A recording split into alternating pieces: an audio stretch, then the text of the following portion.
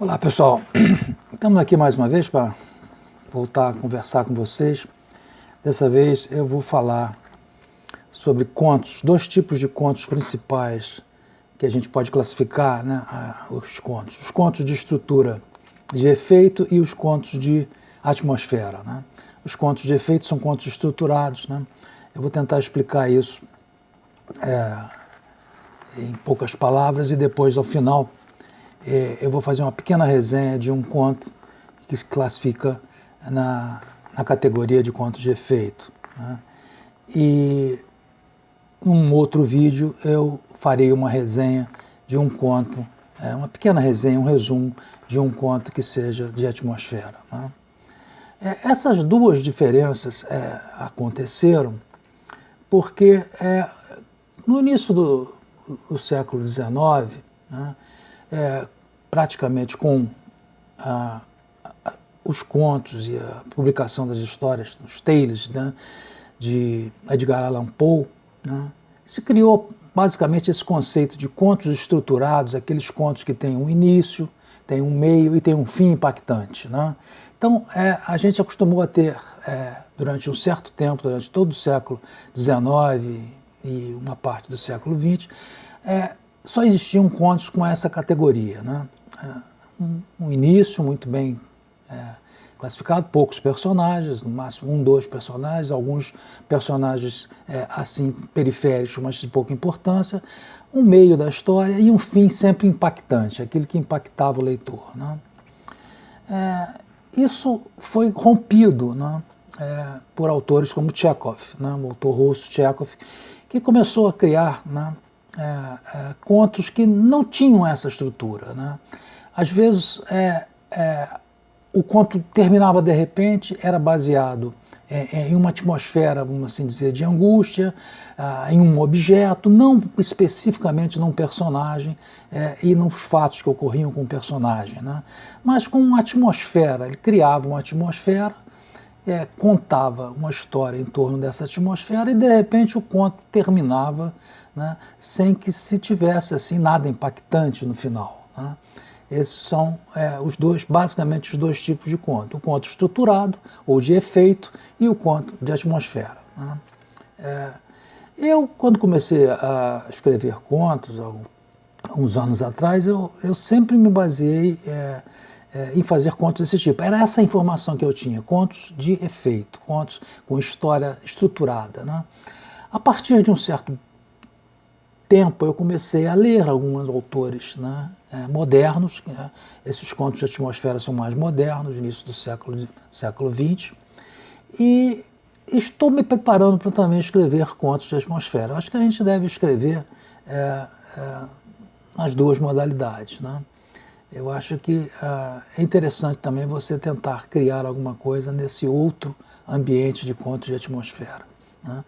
Os meus contos que eu estou preparando eles, uma coletânea de 18 contos, né, para ir para a Amazon. Todos eles praticamente, eu diria 17, são contos do tipo contos de efeito, né, aquele estruturado, início, meio e fim. Né. E o último conto é um metaconto, eu exatamente falo um pouco sobre isso, sobre a mudança que ocorreu recentemente com os autores modernos e a minha intenção, né, de entrar por esse caminho também de contos de atmosfera. Né?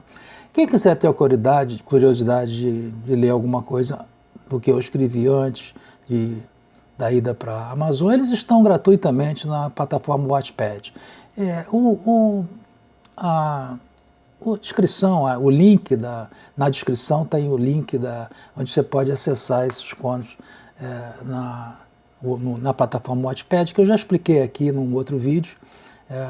Eu vou mostrar aí também alguns vídeos que relacionam-se com isso. Nesses outros vídeos já expliquei essa plataforma de autores e de leitores, em que as pessoas colocam suas obras lá e elas são lidas sem baixar nada, você lê em streaming, né? Você lê no próprio plataforma. Quem tiver interesse, veja na descrição o link e acesse lá os contos. Né? Eu agora vou fazer uma pequena resenha de um conto, né? Um conto que eu gosto muito, né? De um autor também que eu já falei aqui no canal, que é o Somerset Maugham, né? Somerset Maugham escreveu esse conto e ele está localizado. Somerset Maugham escreveu muitos contos, né? Ele está na coletânea dele, nas short stories, nas collected short stories, ele está no volume 2. Né? Eu tenho aqui no original em inglês, no volume 2, esse conto que chamava-se Creative Impulse, em português o Impulso Criador. Ele é aqui o 1, 2, 3, 4, 5, é o quinto conto dessa coletânea, que tem cerca de 20 e poucos contos, no volume 2, tá? Mas Somerset Maugham também aqui no Brasil foi muito, né, traduzido, muitos dos contos deles foram publicados aqui no Brasil, e houve uma coletânea também que foi criada sobre Somerset Maugham, de contos que ele escreveu na primeira pessoa do singular, né? No original em inglês, esse livro chama-se First Person Singular, e tem apenas 1, 2, 3, 4, 5, são 6 continhos que ele escreveu na primeira pessoa do singular. Aqui no Brasil foi publicado como primeira pessoa do singular, este livro aqui, primeira pessoa do singular, e o Impulso Criador é exatamente o último conto dessa coletânea. Tá? É sobre esse conto que eu vou fazer uma pequena resenha. Nesse livro, né, em que ele bota os 6 contos dele escritos na primeira pessoa, ele faz um alerta, né, que não se iluda o leitor de que essas histórias aconteceram com ele. Né?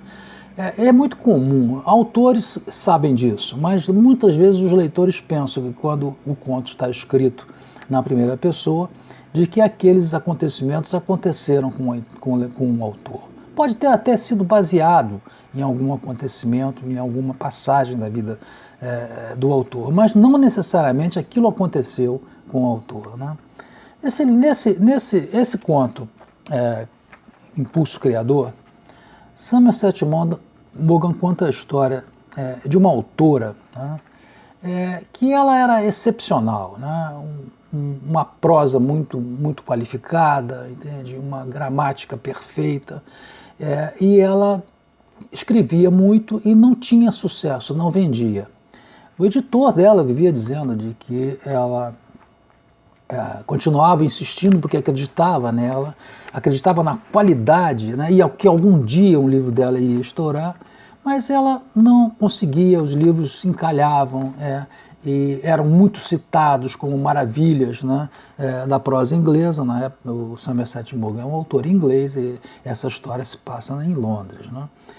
E essa senhora, que era a senhora Mr. Albert Forrester, ela costumava fazer saraus, né, fazer reuniões em chá, né, com pessoas das mais elevados níveis da sociedade inglesa, até ministros compareciam a essas reuniões de chá dela, onde literatura era o prato principal. Né?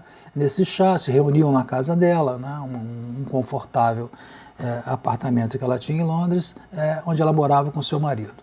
Esse seu marido, que era um comerciante de passas, né, ele não participava muito, né? Mas nas reuniões ela não só fazia esses chás durante a semana, mas ela promovia, né, de quando em vez, aos sábados, almoços também, onde compareciam pessoas da mais alta categoria da sociedade inglesa. Né?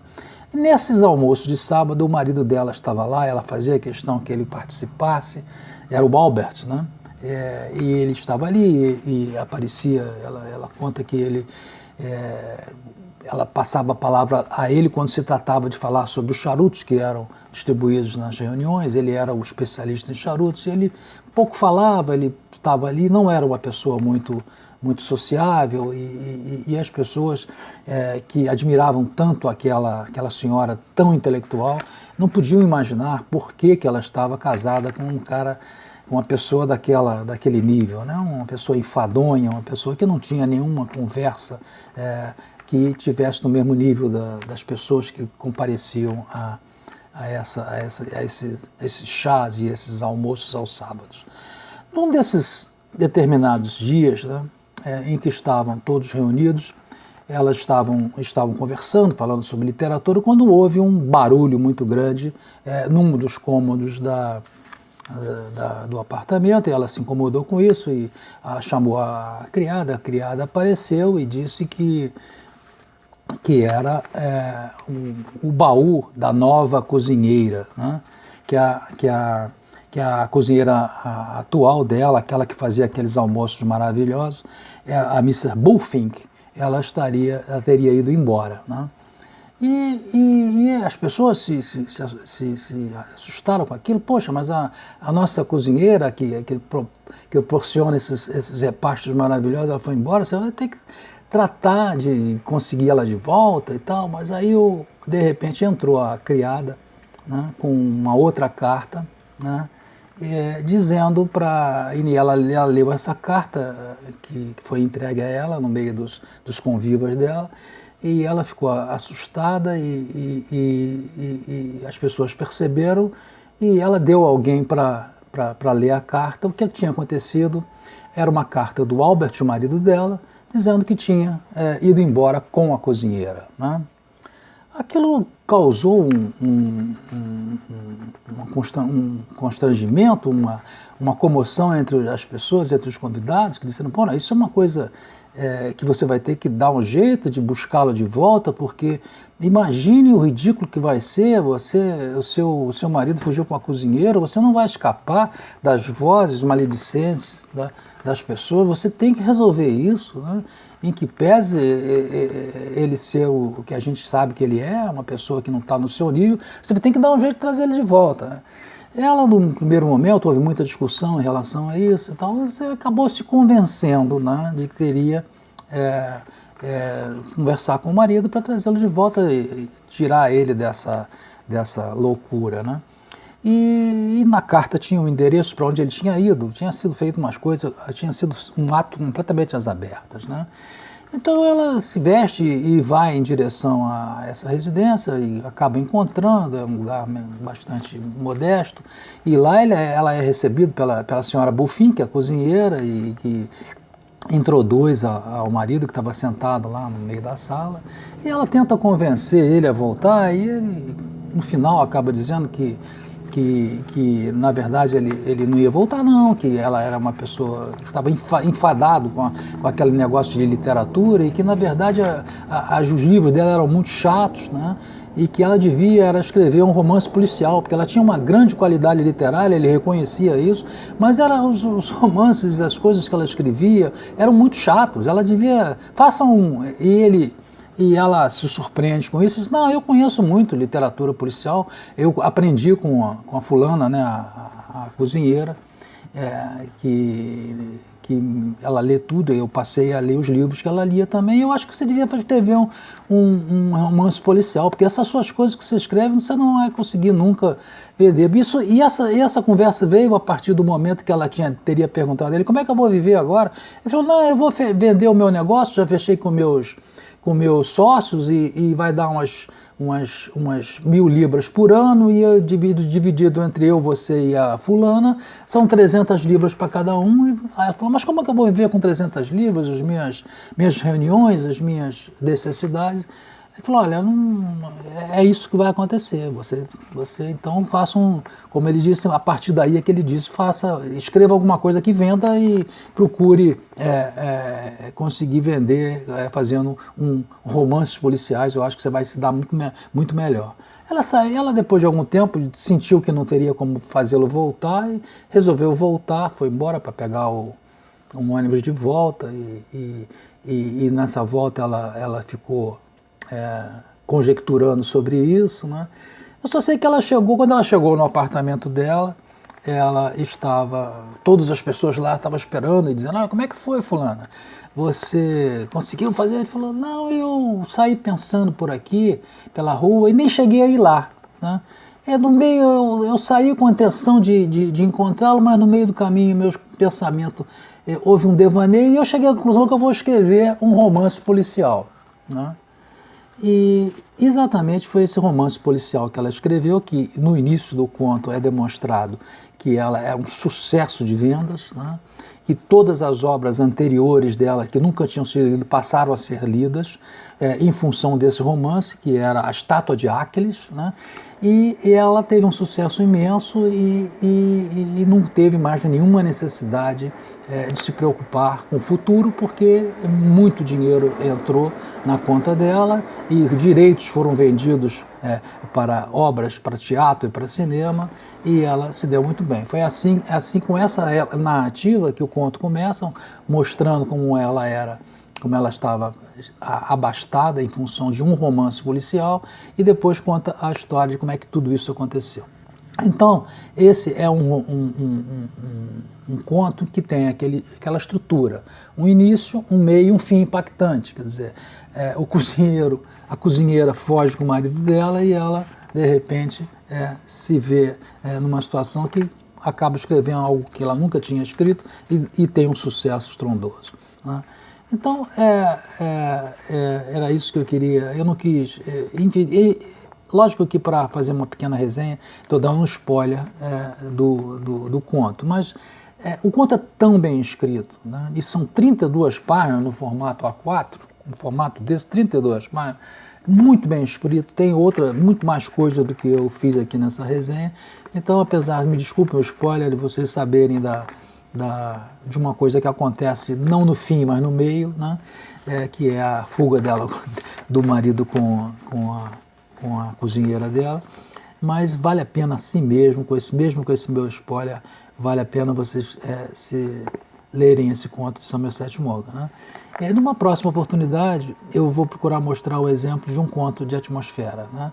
Aquele conto que, de repente, termina sem que haja nada dessa coisa impactante para o leitor, né? Termina o conto, mas existem contos muito bons também nessa modalidade, né?